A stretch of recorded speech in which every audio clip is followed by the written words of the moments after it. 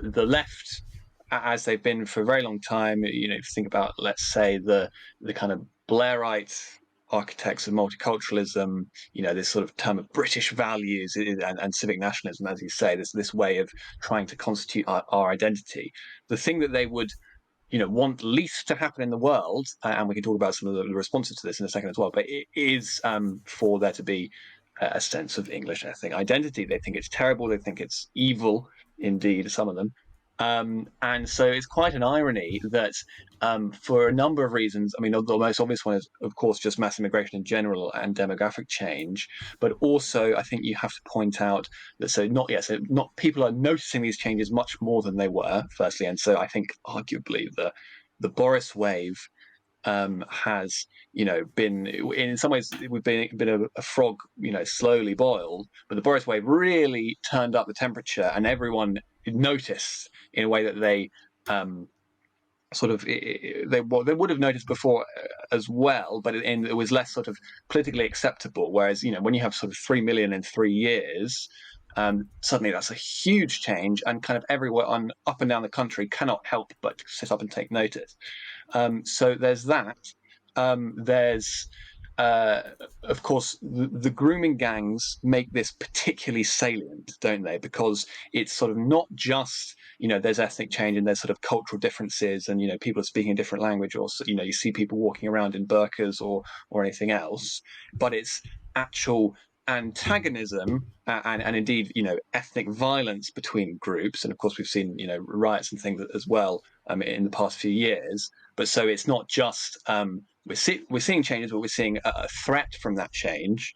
Then you can add to that as well, of course, these demographic statistics that I was pointing to in that article, but that Matt Goodwin has done recently with the Centre for Heterodox Social Science. Now, this has actually been known about, but he's put it back into the agenda in a big way, and that's, of course, that so the white, on his predictions, the white British are expected to become a minority in Britain by 2063.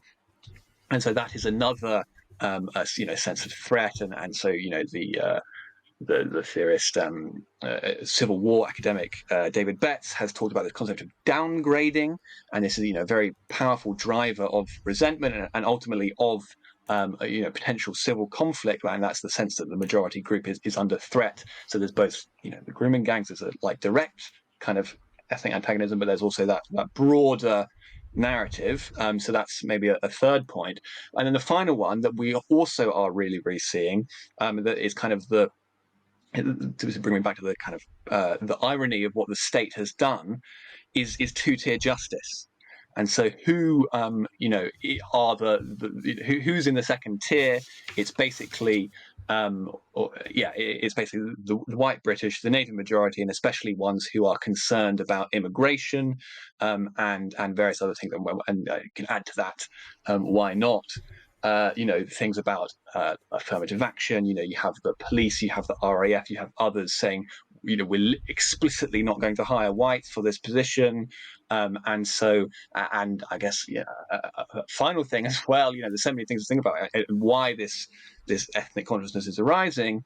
You also do have, there's this woke rhetoric and this sort of often anti-white rhetoric and this sort of, effacing of symbols. You have, for instance, recently Keir Starmer as well, we're talking about the Windrush narrative, which is basically a myth, but saying, these people helped build modern Britain and sort of really centering that.